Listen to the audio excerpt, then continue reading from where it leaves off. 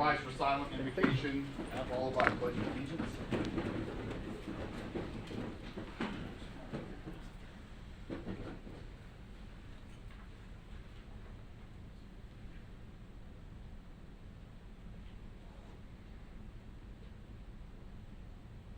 Amen.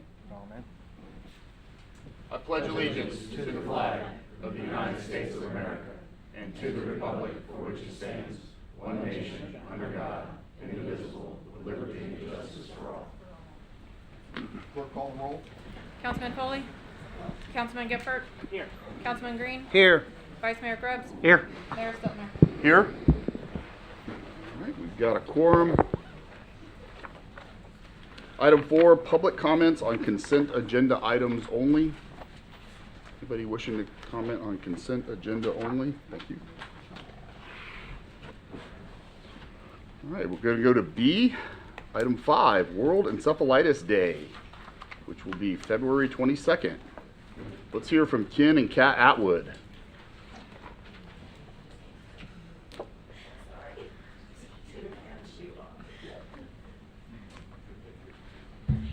Welcome. Thank you, Mr. Great to Mayor. see you distinguished guys. Council, appreciate being here. Thank you again. This is the second year that Port Orange has jumped in and showed their support for all the families that are directly or indirectly affected by encephalitis. As you know, we were diagnosed 2 years ago. 2 years, 3 months, a couple days. Ken could probably tell you to the minute. And it's just a disease that is not known, and it needs to be known. My personal marker is reported medically in WHO to have less than one person in a million, and you know, it's me. So we decided to, if this was going to be my lot in life and I had to give up that seat, then we were going to go down swinging, and that's to raise awareness. And just to tell you how far-reaching, we are so proud of these efforts. Just today, we were out driving, got a text from a lady in Georgia who said, somebody told me to look at your page. We have a Facebook page called Team Atwood, by the way. And if we can put that on the page, webpage, I'd appreciate that. That's nothing but education about this disease and points of contact and what the latest information is. And we have had 4 or 5 people reach out through that. So when the cities jump on board like that, last year, Volusia County actually made World News Network. And I'm very, very proud of that because no other county in the United States has ever done that in the encephalitis organization. So thank you so very much. Out of the 16 cities, 9 were on board last year.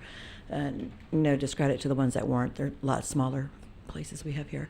But we're doing it again this year. So driving here, we got a call from Katrina at the Running Elements, and the city has approved we're going to do a Port Orange catwalk, and it's going to be on November 8th. We will get you all the information you need as soon as we get in writing from the city, but she did say it was okay to mention it. So, and it's going to be, as you know, I used to be a runner. That is no longer in my future. So we are going to make it for every ability. If you're pushing, pulling, walking, wheelchairs, on a scooter, we don't care. This is going to be a celebration for everybody that crosses the finish line. We are going to have a starting ceremony and a finish line. If you take 2 steps and cross that finish line, you're a winner, and we're going to celebrate you. And they're going to put the finish line balloon arch facing the river so that all the photos are going to have the river in the background. Nice. And everyone's going to feel like somebody that day. And the reason we're doing that on November 8th is because, let me get out of this because I'll get it wrong. The big thing is it's anchoring this is that we have the world-renowned doctor coming here to Volusia County with Halifax's help to actually educate our doctors, ER personnel, nurses, whoever's going to go to this. They're scheduling that right now because we just got done with the World Encephalitis Conference, and the biggest concern that everybody had there, no matter what encephalitis that they had, it takes 5 to 6 doctors to figure out that they have to see before anybody gets in the ballpark of what it is. And that's the biggest problem that they're seeing worldwide. And we saw people from all over the world, and they all said the same thing. It's taking too long for people to get diagnosed properly and get treated. And the longer you wait, the longer things take damage. So we got him to come down here. He's really excited to come down here. We want him to come to Volusia County, and that's what we're doing. So that will be somewhere around that same time frame, probably on the Friday the 7th. So we're working on that. We are, so for all the medical professions, you can tell your friends and we'll put it out. We'll be go figure. I'll be very vocal about it, but we're going to have an open invitation to all the medical professionals around the area, not just neurology. And it's not just about autoimmune encephalitis, which is mine, all the autoimmune diseases, which are much more common, lupus and Hashimoto's and stuff. So we want everybody to benefit from this, but my specific marker that Dr. Ken's talking about is the doctor from the UK who actually found this strain, not in me, in the world. And he is now my doctor. So it has been since day one, actually. So every time I've made a call about this conference, the first words out is this cannot fail. We want it to be a recurring annual conference here in Volusia County. They wanted it in Orange County, and we said, if you want our help, we got to do it in Volusia County. So hopefully it'll bring revenue and hotels and meals and everything else here too, and the benefit of professional education, so medical education. So that's what we have. Thank you very much. Well, don't go away. Oh. All right. Council, any No. comments No. for the Atwoods? Sean? Just turn this on, I'm sorry. Thank you for all you're doing.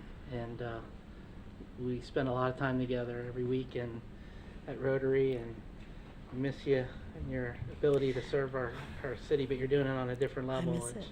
We're very excited about. So Mission keep up the changed. good work. Thank I'll wear you. my red. Thank you. Tracy? Thank you. Yeah, it's, Oh, yeah. it's a whole different level as far as what you're bringing to the county and the city beyond where you sit on council. I mean, having national and world coming together for this event is beyond special. So, thank you. Jason. Thank you.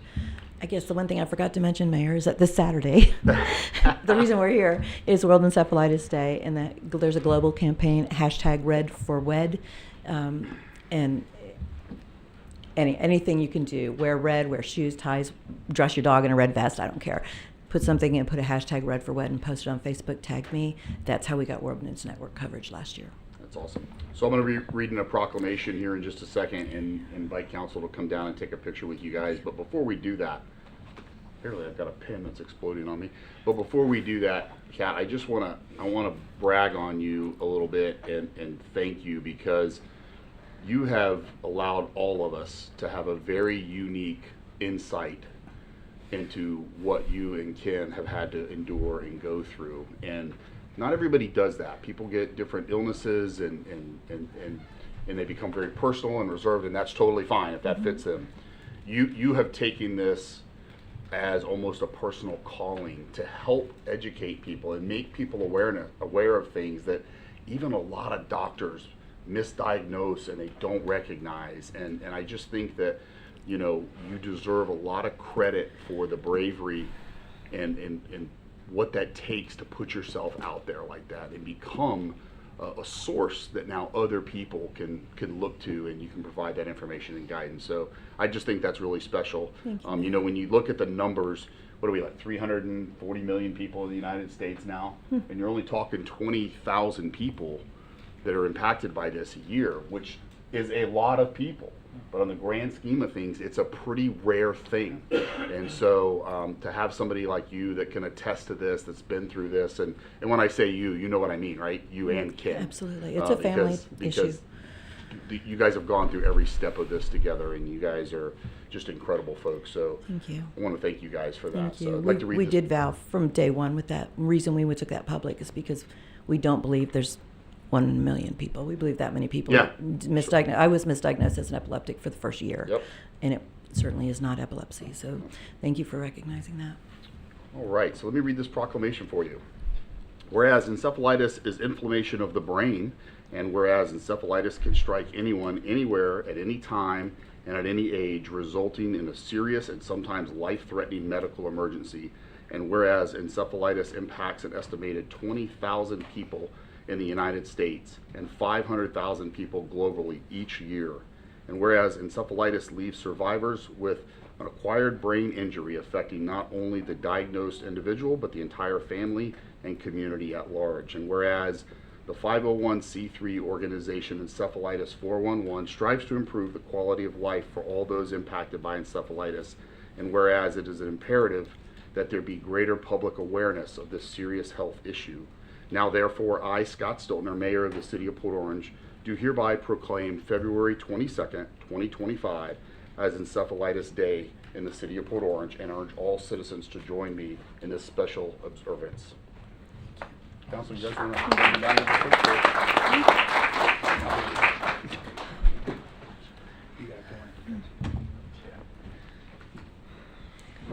Cool, like I said, yeah. I've been telling y'all for years I was wanting a million. Still think I can prove it. Thanks. You guys, let's here. We'll step back a little bit. This is great. Very much.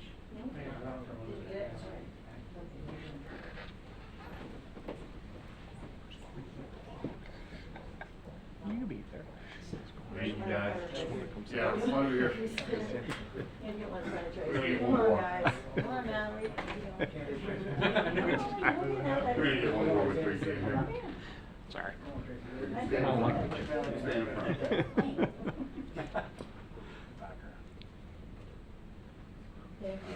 Tracy, were your eyes open? Yeah. Yours? Okay. Did not blink. Catch you later.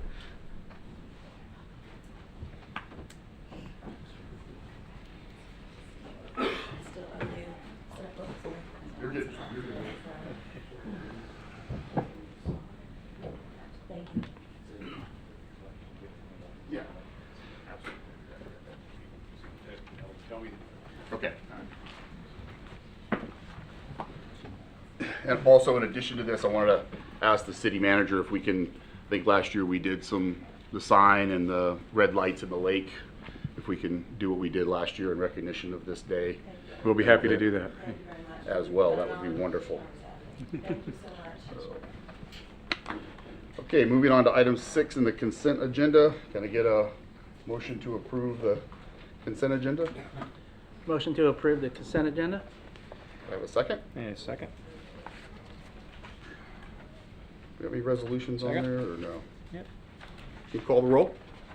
Councilman Gephardt, Yes. Councilman Green, Yes? Vice Mayor Grubbs, Yes. Mayor Stillner. Yes.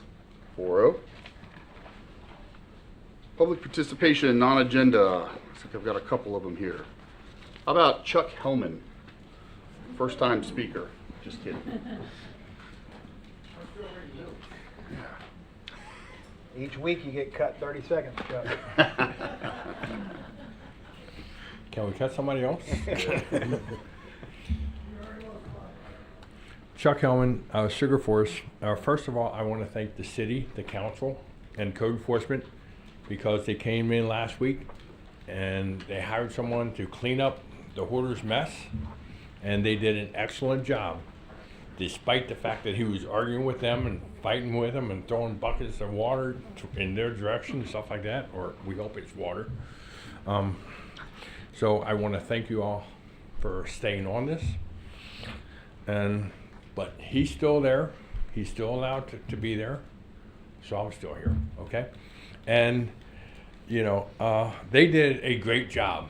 And they took abuse from him while they were doing their job. And I didn't think that was right because we know he's going to bring stuff back. And we're going to need these guys again. Right. So hopefully they will come back and do another excellent job. You know, it's funny because I can show pictures of the mess that was there. And, you know, they say a picture's worth 1,000 words. And I showed these pictures to friends, and there's 3 words. What the is going on, you know? So hopefully we can stay on him.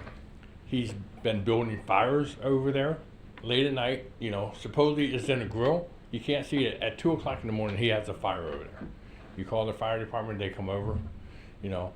And we think that I thank the fire department for being there whenever I call. So, you know, it's just unbelievable that he can keep doing, you know. At least 2 nights a week he's sleeping in his van there, you know. We know he's got no bathroom facilities, you know, so let's get him out before the summertime gets here, because I can show photos. I can't show you the smell. You know, it's only going to get warmer. So, you We have our patients, and you keep You guys thanking are us doing for- well with that. and you keep thanking us for our patients, but as the patients go lower, the blood pressure goes higher. So, don't let up. Stay on him. And, hopefully I won't have to come up here or get my 3 Oh, minutes. no. You gotta keep, we're gonna find other reasons, yeah. No. Oh, I can find something to There you complain go. about, okay? We don't have to complain. You can come see us without complaining. So no, but like, thank you for, doing what you've done so far. But don't drop the ball now. You gotta stay on this guy. We know he has problems, but We're getting there. They don't have to be across the street from me, okay? I got you. All right, thank you. No worries, Chuck. Melissa Leone. Captain Melissa Leone. I Boy, brought how are some you? Good to pictures for see you you. guys. Do I give them to you? Yeah, you can just give them right there to the clerk. There you go. There's 2 pictures for each of you. Thank you. So I am here today. Just state your my name? Yeah, name and address for the clerk. I'm Melissa Leone, and I live on Peninsula Drive in Port Orange. I am here to express some concern for the Port Orange boat ramp. Recently, I was down there a few weeks ago, and the docks have been removed from the ramp, a couple of them. And it's not really the busy peak season yet. We're coming into heavy boating season here, and maybe next month through August. And the first nice 90-degree weather day we had, in one of those photos you can see the boat ramp is full. We have a very, very popular boat ramp, and it's convenient, accessible, it has nice amenities for everybody, except the docks to kind of use when we get a busy weekend day in there.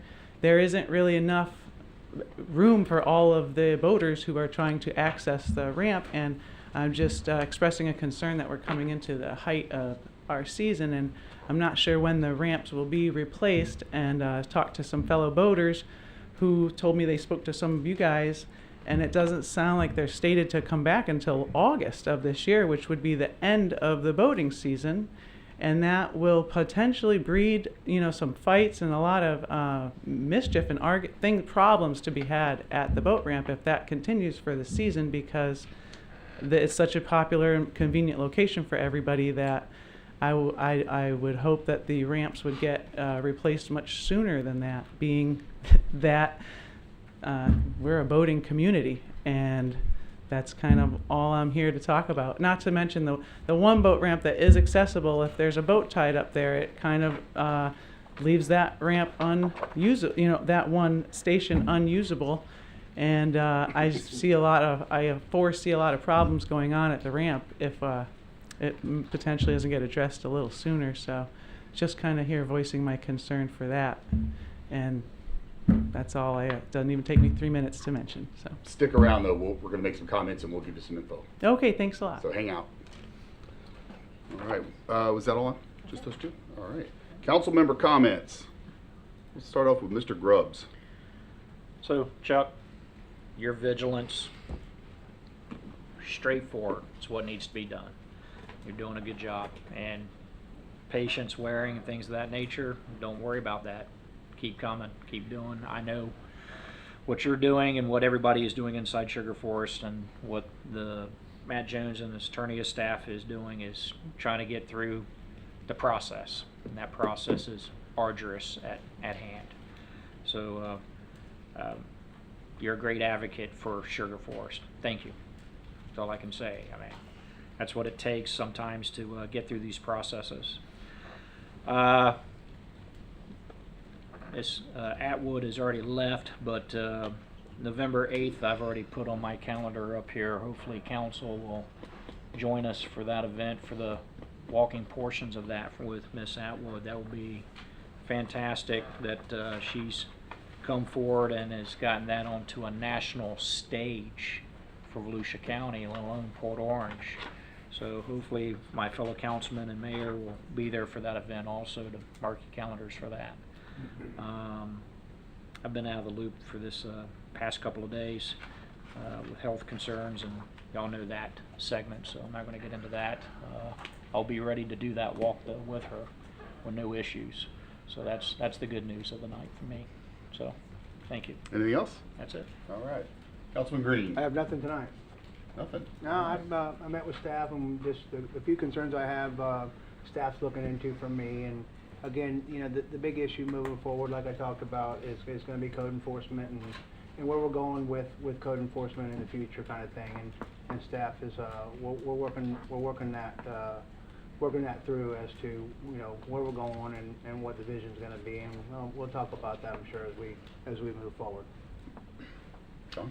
Yeah, I'd just would like to speak on the two items that were brought to us tonight. And I don't know if that's okay to ask a question in reference to what is the ordinance on allowing someone to sleep in their car in a lot? Is that permissible? I just don't know the answers to City that. attorney question. You know, I know he owns part of the property. Yes, so we do have an ordinance on using your vehicle for human occupancy. Because it's on his lot, I mean, we're using the code enforcement procedures.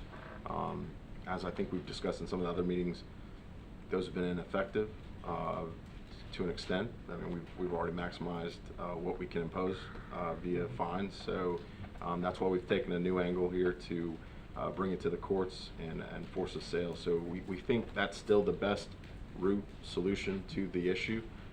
So that's why we're putting all of our effort into that outcome. So if I understand it, he can park there tonight in his vehicle and sleep there? Yes, tonight you can. Private property. Okay. I don't know how that can be if there's not a certificate of occupancy on the lot. There's no house, there's no certificate of occupancy. Well, I don't understand, I just don't get that one, but, you know. Is that something that this council can change for future potential issues? Well, yeah, we can look into amending the code that you have now. You know, we'd want to research that a little bit, but yeah, we can certainly. I would come to you with be some interested options. in us researching that for subdivisions and, you know, if he had 5 acres and he was out there, you know, maybe, but he's basically 35 feet from another home cooking on a grill out of his car. And then who knows what he's doing, like you said, potentially using the lot for his services. And I just think we need to look into tightening up those rules if it's allowable. Okay. Thank you. Yeah, I mean, if there's not a certificate of occupancy on there, you shouldn't be allowed to stay there. I don't know. Yeah. I'm I'm not just- an attorney. Well, that's what I'm saying. So, in reference to this right here with the docks, and you know, I know that the north ramp had a loss of a walkway to the dock, and that got repaired. I used it this weekend. I wasn't aware of the other side in that condition, so not knowing, and I'm sorry, Wayne, I'm not trying to put you on the spot here, but I didn't get a chance to talk to you about this because I didn't realize the issue is because I never used that ramp for many reasons. But what's the status on that, and who's responsible for it? Is it the city, or is it I know it's Department of Transportation owns that property and we kind of manage it? I don't know if Mayor wants to, do you want to go through your part first, and I'll, whatever you want me to cover? Anything else? Nothing We're gonna else. get into the boat ramp area. All right, very good. All right. Thank you. All right, so the boat ramp is getting ready to undergo a very significant and substantial project. In fact, this portion of the facility will be completely shut down for a considerable amount of time. That has already gone through design, permitting, and is in contracting. So we'll be putting out a lot of information. This is the most popular boat ramp in probably Central Florida. It's heavily used not only by residents of Port Orange, but by a lot of others. Because so there used to be floating docks that are attached to this that were destroyed during the storm. There are other aspects of this that have prohibited us from being able to put back some of the temporary fixes. We are still actually looking at options for maybe some temporary stuff. But once this gets shut down, it's going to be shut down for a pretty considerable amount of time, right? And it's like 6 to 8 months. It's pretty, we'll get, At least 6. yeah, it's pretty significant. So what we don't want to do is have to shut the whole facility down. And so what I've asked the city manager to do is to look at the north side ramps. A lot of boats can't launch there because it's very shallow at low tide. So we are looking at an opportunity to piggyback a short dredging project that would dredge out a temporary channel, if you would, that would allow you to use that set of boat ramps at low tide and still get out into that main channel that cuts to the north side of the Causeway Park, so that the facility can remain open. Is it gonna be busy? Is it gonna require a ton of patience? They can definitely attest, yeah, it will require a lot. The project was initially slated to try to commence in May, meaning they would shut down all of the south side. I thought that was a horrible idea because May, June, and July are definitely really, really busy. And folks that are pretty skilled can still launch boats there. Once it's shut down, nobody will be launching on that side for a while. So that by pushing it back to August 1st, keeps that open longer and allows us a little bit more time to get the north side set up so that we can get better access. In addition to that, I've started reaching out to other mayors throughout East Volusia County to let them know what's going to happen here, because that's going to inundate a lot of their facilities too. And there's not a lot of them out there, but you know, Ormond has one, Holly Hill has one, South Daytona's got one, Ponce Inlet has a small one, New Smyrna, so forth and so on. So it's got to be done, and it's tearing up all that concrete, and there's a lot of aspects. Wayne, I'll let you weigh in here in just a moment on some of that, but it's got to get done. It's old. It's got a lot of washout and a lot of problems, but we got to fix it and get it fixed back right so that it's going to be in great shape for another 30, 40 years and build it back better than it's ever been. That's the goal. That is going to require definitely some patience. And I mean, there's, I was talking to somebody, they said they referred to boating season. And I said, this is Florida. We boat 12 months out of the year. You know, if it's an 80-degree weekend in February, like Captain Leon's talking about, the ramps are full. You know, things are going to be full. So whatever we can do to try to make it as good as possible and as user available, then that's the goal, to do that. But the project still has to get done. So you want to speak to it a little bit? And once we get some more information definitively, we will absolutely do our best to try to get that out in the boating community. You've covered it fairly thoroughly. We have been looking at temporary docks for the piers, but we can't find one that fits. So we have gone as far as trying our vendors, asking the county if they had any. So far we haven't been able to find anything temporary to put in place between now and when we start the construction. You are correct, after having conversations, we believe we're going to start the conversation in August, or start the construction in August. They're going to cofferdam it and close it off and work on it from there. If you want more detail on the specifics of it, so Susan, who's running the project, and Juno, who's also been assisting her here to go into any more details on it. You've covered it fairly thoroughly. I don't know if you want anything more on technicalities. I mean, if they want to speak to it, they're welcome to speak to it. I mean, my goal would be get as much information out as possible, maintain the facility open, which is what we're working on now, because the last thing I'd want to do is completely shut the facility down, and I don't think we need to do that. But I want to make the north side ramps as user-friendly as can be possible for as many of the boaters. And I'm sure even on that side it is going to be limited. I don't know the guys that want to launch 35-footers that's going to be for them. You can't, it's too steep. But you know, you could definitely launch the 22, 25, and 27 center consoles. Guys are doing it already on the right tide. So, you know, if we can get 3.5, 4 feet of water there on low tide to get folks out into that channel, then those two launch areas on that side stay usable, and that's going to be quite helpful. It's better, much better than the alternative. And then get the project open and do it as soon as possible. Wayne and I had a discussion. My expectation would be that nothing is closed unless it has to be closed, which means they're doing construction. But when they go in, if I understand, Wayne, they're ripping all that concrete up all the way up to the flat portion, right? Correct. And is that going to become concrete as well, where it keeps getting washed out in the pavement, or will that stay concrete? Do you want to get one of these guys that's actually running the project to answer the... You have to ask him. You have to ask the mayor.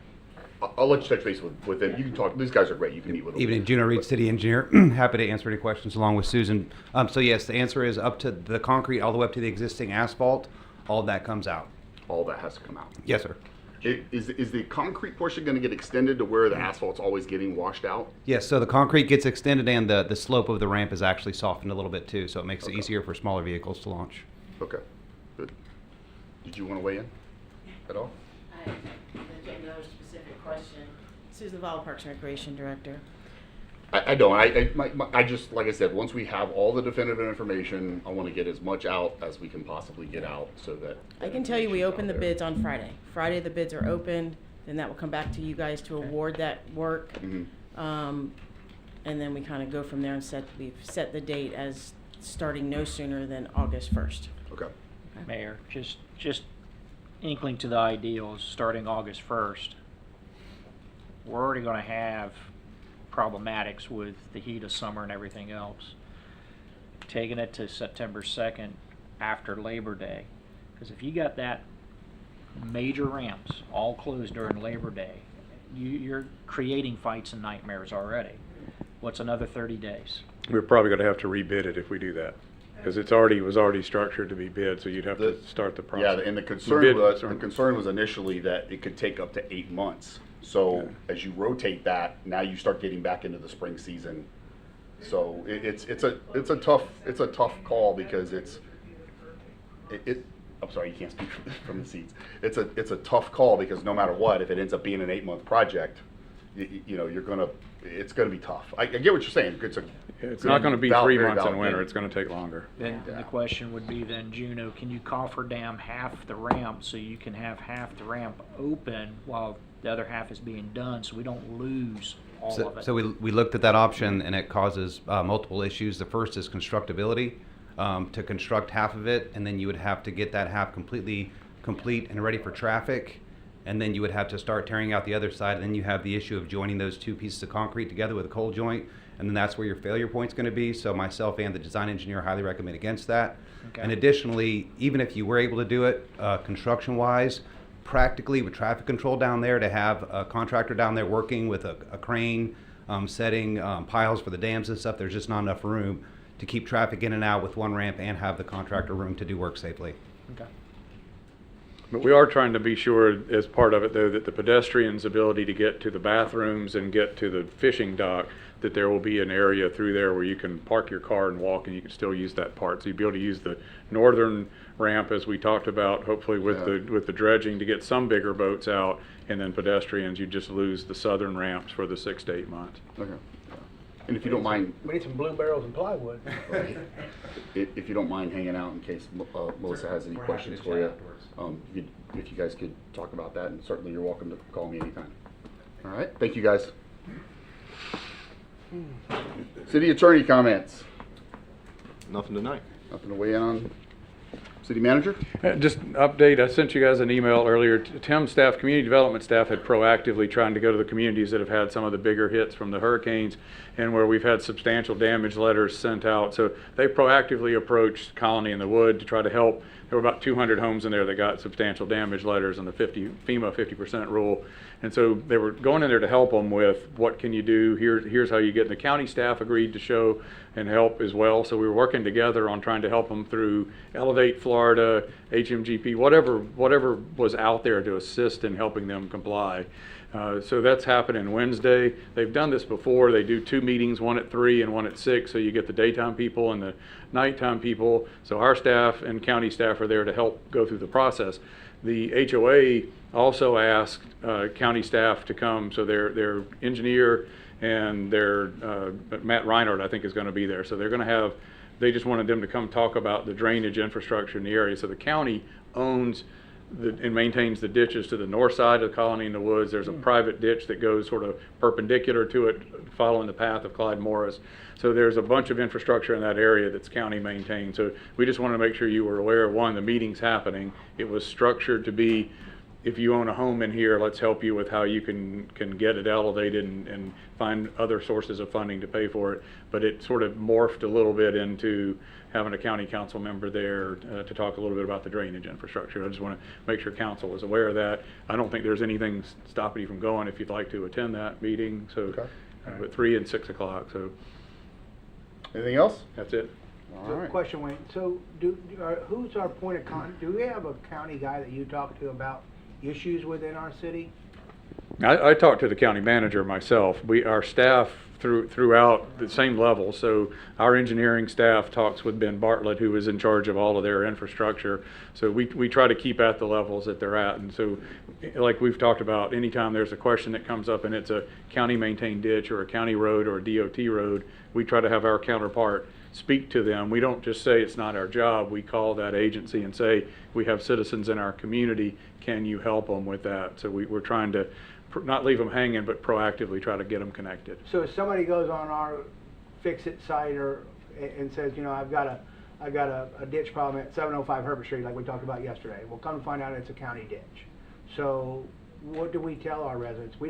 Do we just close out the ticket and say it's done, or it's not ours and it's done, or does that get forwarded to somebody? It gets forwarded to the county. There are times, and we get thousands of these things, so sometimes we may not fill it out as well as we should to make sure they're aware that we have done that, because the answer should be it's been forwarded to the county, this person, this contact, so they know who it was that it got sent to instead of just cold hoping somebody calls them. Right. We have a really good relationship with them. I mean, we have done really well with it. When we're working on some data, you saw some of it the other day, that shows all the ditch maintenance in the city, and you look at it, it's about 45% of all the open ditches in the city are maintained by the county, about 45 by the city, and the rest are a combination of state and private.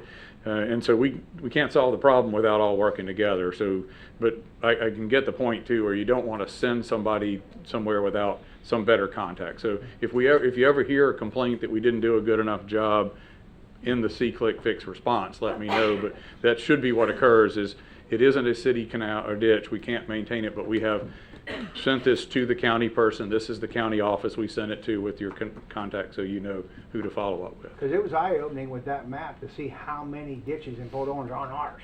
A lot of it's not ours. And it's a lot of it are in these flood-prone areas, and you know. And several of them are mosquito control, so they don't have a real system of maintaining mosquito control the way they would a drainage ditch. So, what's the county's version of C-Click Fix? They call it something. I don't. They have one, but it might be good if you guys figure what that is. Let us all know too, because what we can do is we can also let those residents know, hey, go on this county site and put that problem in their database also, because theirs is trackable too. So Exactly. not only from having staff do it, but that would be good too. Yeah, I just don't want it to say, well, it's not ours and it's done, Yeah. and it's not followed. No, up that's on. not. Right, that's not right. Because appropriate. it's still in our city, Mhm. so, all right. And they have been very responsive. So when we hear where they're coming to meetings, we've worked together really well. So and we hope to continue that, because I think the best way to success is to help each other take care of this problem. Okay, good, thank you, Wayne. Anything else? We good? Item 13, Citizens Advisory Committee for the TPO. I don't see Bobby tonight. Bobby is unavailable to be here tonight. Okay, so all right. So he owes us one? Well, yeah, I think we probably still owe him. But item 14, Fire Pension Board member appointment. Jim Reardon, who has served on the Fire Pension Board for quite some time. His term has expired after 20 years of service, so thank you to Mr. Reardon. But we have a position that needs to be filled on that. And we have a new applicant, Stan Schmidt, who has some interest in that. Everybody get all that information in your agenda packet.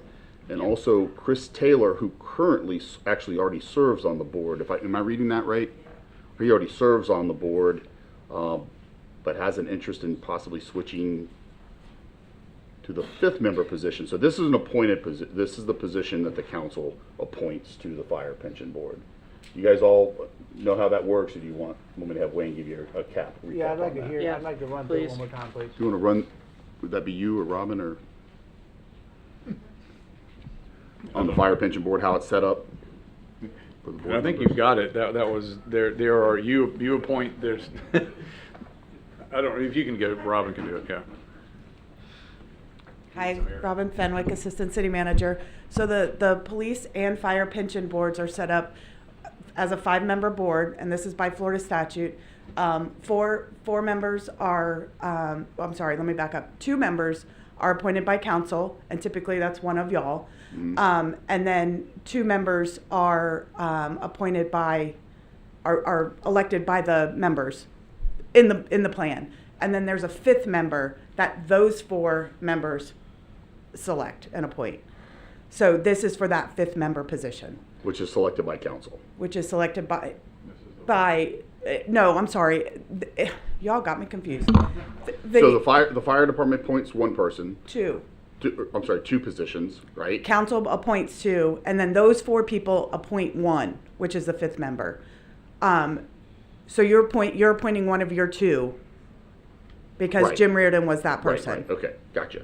Yeah, And the other person that we appoint is one of the members up here. correct. All right. Right. one of the Which is person from currently And Councilman then there's a Foley. 5th person that's appointed by us or is elected No, by the. by those 4 members that already serve. Okay, And that's and- where Chris Taylor serves right now. So Chris Taylor was selected by those 4 to serve, Correct. and now he's asking to be voted in by the council?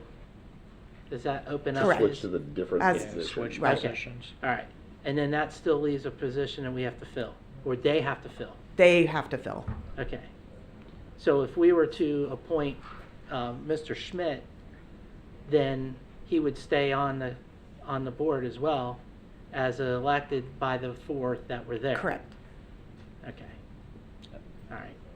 Yeah, you technically only have 1 opening So right now. then, but if we appoint Chris to the 1 position, then those 4 have to elect someone else Correct. to fill Chris's position. Correct. It's like moving here to here, but I'm choosing. And then they're choosing. Gotcha. I Yes. get it.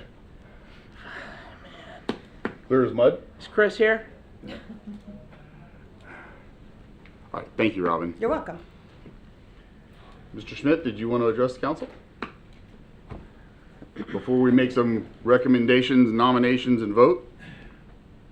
Well, I didn't really have a sermon prepared for tonight. Tell us a little bit of why you're interested in being on this Mr. Mayor, board. council members, city manager. My name's Stan Schmidt. I've been in this town for 37 years. Had a small business CPA firm for quite a few of those years. Just recently retired. And this is one of those things, when I was serving on the school board, I served on a similar board that was statewide. The Florida School Board Association was a little bit unhappy with the Florida retirement system, and so we set up a separate entity that was competing with them. Mhm. And I got elected to be on that board, and eventually ended up chairing that board. So it's something I've had a little bit of experience with, and I thought, hey, if I can help out, I'll give it a shot. That's it. Very good. Appreciate it. Is Chris Taylor here? Hey. Any Stan, questions for Stan? I'm have sorry. you had any psychological evaluations recently? No. Okay, just checking. All right, I guess Chris isn't here tonight, so it's going to be back to council. I can open this up for nominations. So so are we nominating one or the other for Yeah, this so position? we're just filling one position Okay. tonight. So if like Councilman Geffert indicated, if we were to vote and put Stan on this, Stan will be on the board and Chris Taylor will stay on the board. Yeah, so they If would you have move- their 5. If you appoint Chris into this particular seat, Right. then that means that group now has to find someone else, and that won't be council making that decision, that'll be that group. Gotcha. Okay. I got a question, and I guess it's gonna be to Stan, or maybe the city manager knows. Are you still on the? Come back up here, Stan. Stan, if you Sorry. can come back up. Are you serving right now on the planning commission? Yes. Okay. Does that create an issue?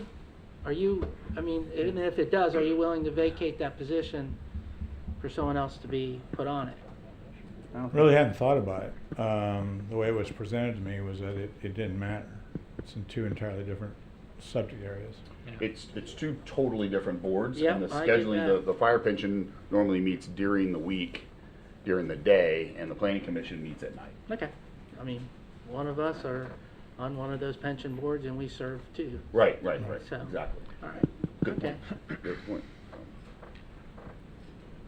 Anything? I think we have a great applicant. You know, Stan, having a CPA background, we would be, as a board member, for him to be on it. It's fire pension board and he's CPA. Couldn't ask for a better person to be able to see the numbers clearer for council when they come forward to us.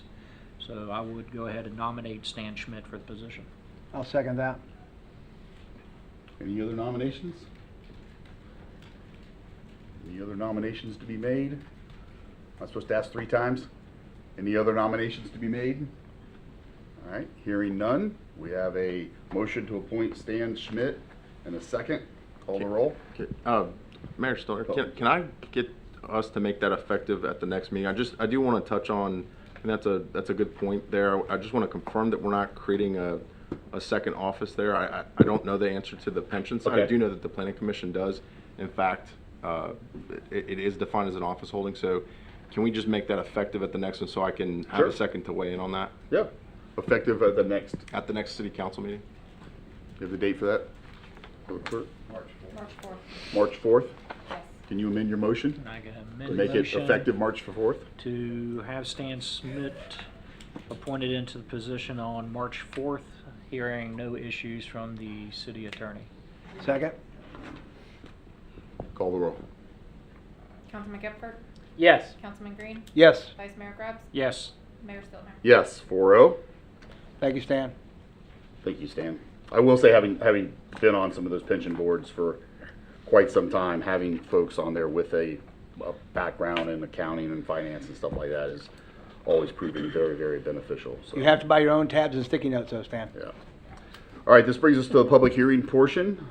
Item 15, second reading of ordinance number 2025-06. Mr. Attorney?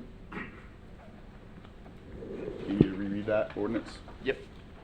An ordinance of the City of Port Orange, Volusia County, Florida, amending Chapter 2, Article 1 to establish a new Section 2-5 designating the city attorney as the city's registered agent for purpose of accepting service of original process, providing for codification, repeal of conflicting ordinances, severability, and an effective date. Can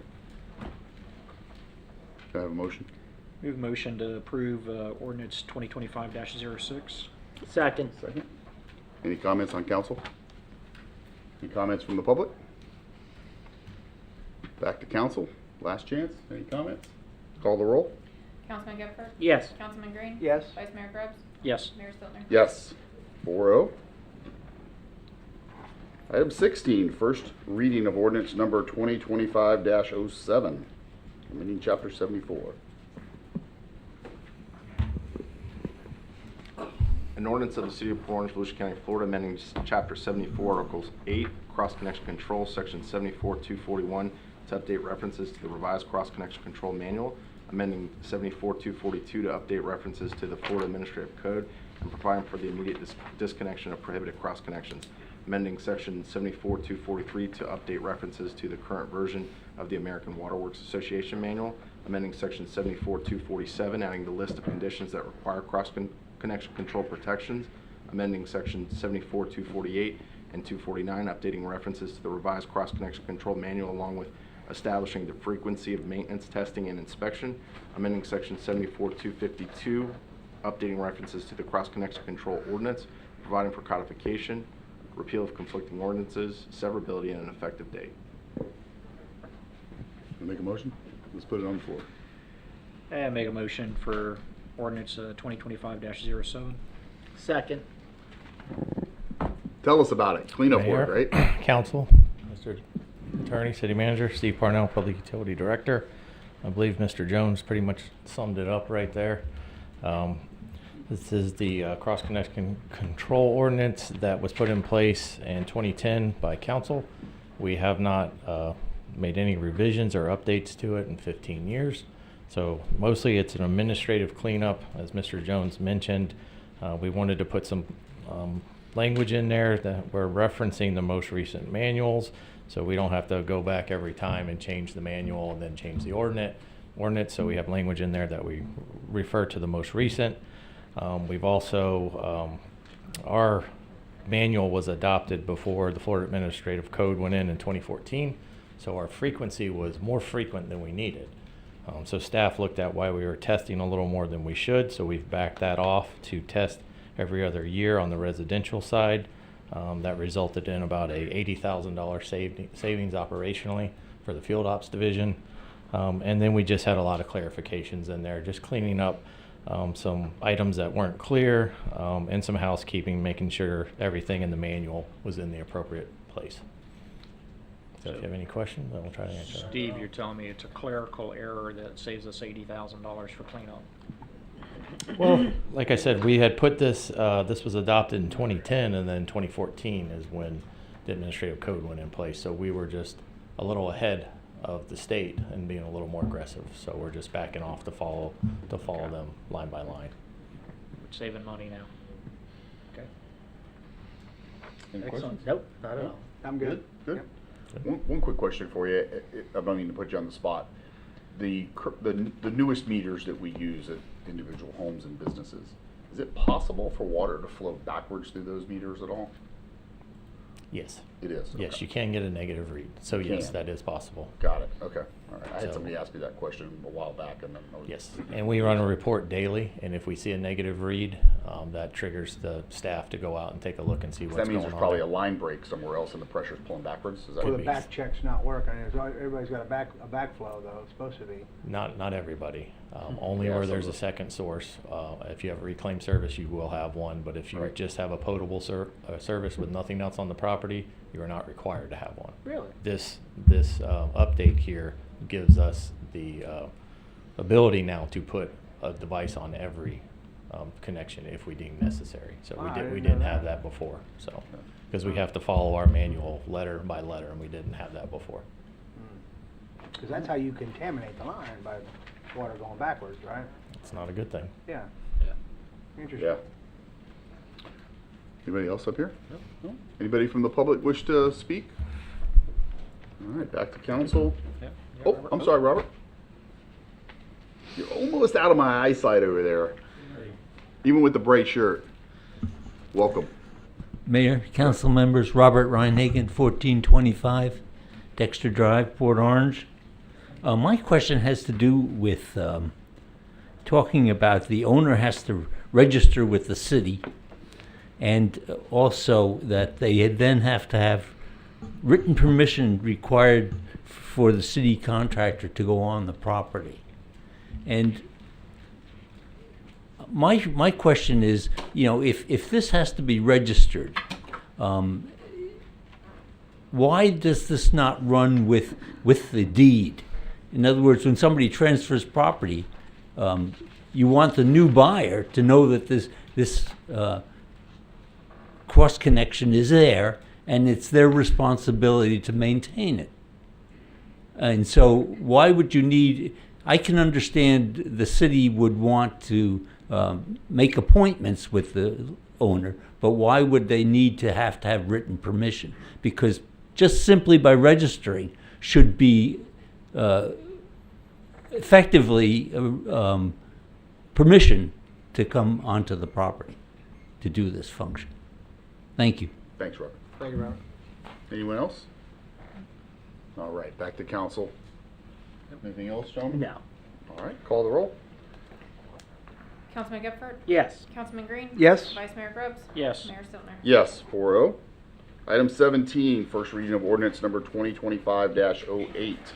An ordinance of the City of Port Orange, Volusia County, Florida, approving the First Amendment to the Madeline Commons Plan Unit Development Master Development Agreement as it relates to the removal of requirements to install a fence adjacent to Sugar Mill Elementary School, providing for repeal of conflicting ordinances, severability, and an effective date.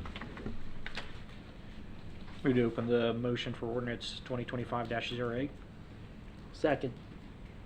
Good evening, Council. Penelope Cruz, Planning. So the proposed amendment is to modify the Madeline Commons PUD Master Development Agreement to require the developer to install rapid flashing beacon signs and a flashing stop sign as safety improvements at the Sugar Mill Elementary parent pickup and drop-off driveway at Charles Street in lieu of installing a 6-foot privacy fence between the PUD and the school. So there's no other changes or to the requirements of the MDA, just that.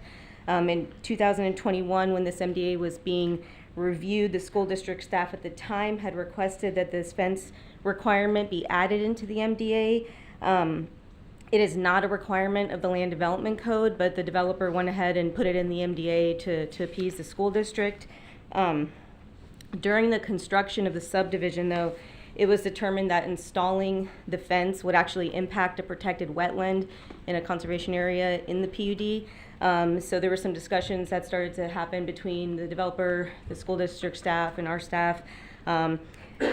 Also, at the time, we were looking at some of the safety improvements in that area, and so it was a consensus that the current school district staff and Volusia County staff no longer required or felt the need for the 6-foot privacy fence.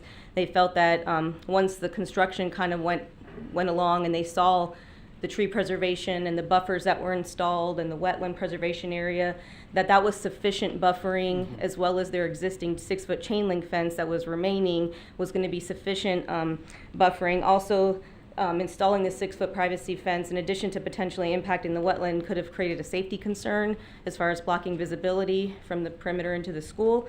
So there was a mutual agreement to no longer require that fence, and in lieu of that, to provide these safety improvements, these signs that have already actually been installed in the area down there, if you've been down there. However, because the fence requirement was added into the master development agreement, we have to do an amendment to remove it. So staff is recommending approval. The planning commission recommended approval as well. I'm here to answer any questions you may have. Anybody have any quick questions? No, I for Ms. think, Cruz? actually, I think it's a good trade-off. Yeah. I looked at that site, and again, the natural area is fine, the school fence is good, and I think this, getting more safety in front of that school is imperative, and this is a good trade-off. For sure. Yeah, so, good job on that. Tom? Yeah, I actually like the idea that the chain link fence is there and you can actually see someone on the other side of the fence, opposed to there being a solid white vinyl fence and you're not knowing who's behind it. Especially next to a school with all the crazy things go on. One thing I did want to point out to you, someone did bring it to my attention that on this rapid flashing beacon sign, not the actual red stop sign, but the yellow signs with the arrows, that the arrows are actually pointing in different directions than the actual sidewalk is. So I went by there and I'm like, yeah, it's kind of weird. The arrow is on not this particular sign that you have on the screen, but one across the street from that is pointing in a different direction than the actual sidewalk is. So maybe Okay, someone well, can go out there and address that. Yeah, we'll take Yeah. a look at that. Outside of that, I think makes very good sense. I'll have to go look at that myself now. Yeah. I hadn't noticed that. It's the little things we hear about. Yeah, for sure. Well, that's good. Tracy, anything? It's a fantastic trade-off. Having the dual fence didn't make sense to begin with, but seeing that the wetland mitigation and the conserve area being protected that way, not impacting it, it's a fantastic thing. But then having the contractor come in and put the lights in for the school district, yeah, hands down. Yeah, I agree. It's a great thing. I agree. Anybody from the public want to speak to this? Nobody? All right, back to council. Anything else? You guys are good. Call the roll. Councilman Gifford? Yes. Councilman Green? Yes? Vice Mayor Groves? Yes. Mayor Stiltner? Yes, 4-0. Regular agenda item 18, approval of major special event request for Bike Week 2025 for the Doghouse Bar and Grill located at 3400 South Nova Road. Good evening, Penelope Cruz, Planning. So similar to the other Bike Week special event that was agenda item that was on the consent, this event will also go the duration of Bike Week. The only reason that this one was pulled out of consent and put on regular was originally we thought the intent was for them to have their vendors also stay open until 2 a.m. The code has a limit for events to go to 11, and then if you want any kind of outdoor activity beyond 11 p.m., you have to get council approval. That was the only reason why this was pulled off consent and put on regular agenda. The applicant is here and has stated that they are going to shut down the vending at 10 p.m. So normally with that being said, it would have normally been on the consent agenda. Okay. It's the same event they've been doing for years out there. There's standard conditions that they'll be required to sign as well. So the vendors will not be open after? Past 10, and the applicant is here to verify that, but that's what I was told. Okay. Okay. I So got staff is recommending approval. So, in the past, have we had many complaints, or what's the record on this? I mean, I know this. I don't know is the on- historical record. We did check the previous events last year, and there were not any violations or complaints. Right, okay, thank you. And there is new ownership now, but they have staff that have run the previous events, and like I said, they're here if I you have any think questions. same ownership, different management maybe, but Yes. why don't we let the applicant come up and say hi? It's always good to hear from a business owner. Welcome. Thank you. David Marshlight for the Doghouse. Yeah, we have agreed. That was kind of a misunderstanding when we filed. There was a times of operations for the overall event, and there wasn't a special time for the vendor to close. But we have no desire to keep them open later. You know, our outside entertainment ends at 10, and there's no reason for them to stay open. Everything moves inside the building. We try to keep the noise down and stay inside. So there's absolutely no reason to do it. And we are the same owners. We've been there 7 years. Okay. Any questions? What time's the music stop? 10 o'clock. 10 o'clock outside. Right. We still do some entertainment inside. Right, right. But we've always done that since the day I've taken it over. We've stopped that. And, I mean, even the chief came up and talked to us tonight, so he has very little complaints. We do stop at 10 though. Very good, thank you. Anything? No, nothing at all. I'm good. Very good. Have a safe event. Thank you. Thanks for Appreciate it. stopping by. Anybody else from the public wish to speak to this item? All right, back to council. Can I get a motion for approval of the special event request? I'll make a motion to approve the major special event request for Bike Week 2025 for the Doghouse Bar and Grill at 3400 South Nova Road. With the conditions, Wrapping up outside at 10 p.m. There's conditions in the. Yeah, I think that. I would clarify with revised conditions that the vendors end at 10 p.m. With revised conditions that the vendors end at 10. Yes. It's gonna be cold anyways. I'll second. All in favor, signify by saying aye. Aye. Those opposed, passes 4-0. If it's Thank you, cold, guys. if it's cold, they sell jackets and sweatshirts. If it's raining, they sell rain gear.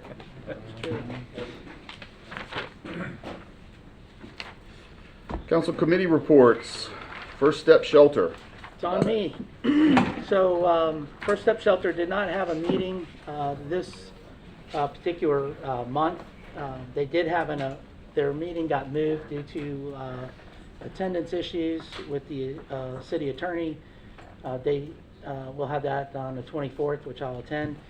They did have their annual banquet, basically the City of Daytona Beach Mayor's Gala, and they had about 400 people there. It was a fantastic event, and I've only had one meeting with them so far, and basically it was to make me the MC of that event. So, Congratulations! Yeah. Fun There you stuff. go. But they're doing great, and they had a family who provided a $30,000 match last year, and they moved it up to $50,000 this year. Wow. So there's a lot of support for First Step Shelter. I have personally been out there, and it's certainly needed. In reference to Port Orange South Daytona Chamber of Commerce, 12 new businesses were at their new member reception this past week, which is excellent. So their membership's growing. There's a lot of new businesses in town, some businesses that have never been a member of the chamber, seeing the value in it and joining. So that's always nice to see. Had a ribbon cutting for Astro Roofing, which built a beautiful building down on US 1, which we like to see, redevelopment down in that area. So you ever get a chance to go through there, it's an excellent piece of work that they've done. Third generation family. Yep, family keeping their business in the family in the city. So love to see that. We do have a couple events going on with the chamber. We have the mayor's dinner, and that's February 26th, and that's going to be at the Shores Resort and Spa, and that's where we honor the first responders for the municipalities that are members of the chamber. So Ponce Inlet, Daytona Beach Shores, Port Orange, and South Daytona. We recognize their officers of the year and their firefighters of the year, and some other additional awards. So it's a nice event to recognize the people who are serving our community. And they have what's called an eye-opener breakfast, and that's Friday the 21st, which is, these things are also open to the public. It's a $25 luncheon, and the keynote speaker is Dr. James Fulcher, and he's the District 7 Medical Examiner for Volusia County, and he's going to be talking about accidental lethal overdoses and critical efforts that are underway to prevent overdose. So there will be a panel of people there from the different services that help people navigate through the recovery efforts and drug abuse. So looking forward to that. And that's all I've got. Anything else? To touch base on that with new businesses and redevelopment in the area, if you guys want to make a notation, there'll be more coming out on this, but it looks like March the 19th, which will be a Wednesday morning, will be the ribbon cutting for the Catfish Commons project Oh, excellent. that underwent, and I believe they are full with all new tenants. Yeah. So, or they will be by then, as I'm told. So that should be a pretty nice event. I believe it's going to be at 9 or 9:30 in the morning. There'll be more coming out. I'll make sure you guys all get a chance, because that is an incredibly great investment in a redevelopment area that needs to be done there, and they did an amazing job. That project turned out really, really good. It's interesting when we see them on paper, at least for me. I can't, you see it on paper and you're trying to visualize, okay, what's it really going to look like? That one really turned out really nice. It fits the area very nice. It looks really nice at that intersection. So pretty excited about that. I think that's a great thing. So anything else to come before us tonight? Then have a good night.